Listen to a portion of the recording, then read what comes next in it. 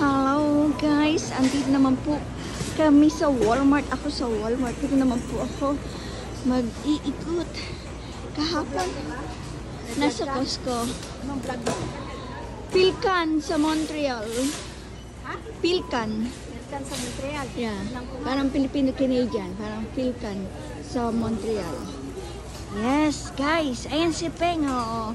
Aming kasama namin noon sa trabaho. Ayan. So, dito tayo, guys. Ikot-ikot naman muna tayo.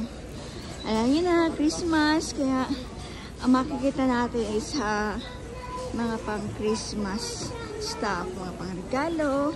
Damit na pang-party. So, we have a Christmas party, December 14. Ang dress code is red. And yung iba naman, sabi nila green. I don't know, pero I had already. So, ayan guys, oh, ganda ng flower. So, dito tayo sa mga dress. Wala naman po akong bibilhin dahil sinamahan ko lang si Ate Alice. Oh, ganda naman ito.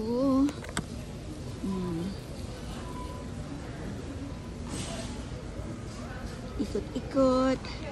Ayan ang mga Christmas decor, not Christmas, Christmas stuff. Yan.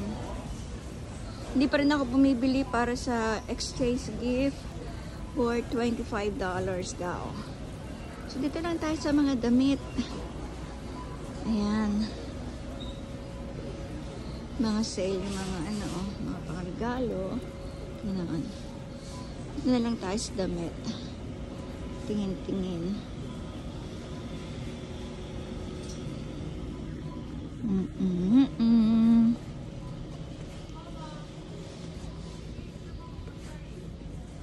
Meron akong damit na mga itong size dito is mga pang malalaki.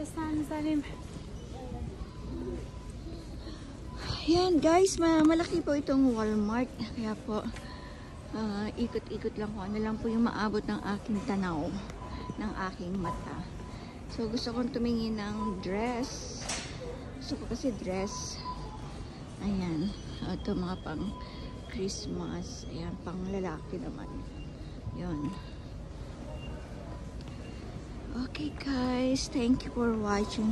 Usually nag-ano lang ako mga less than 3 minutes.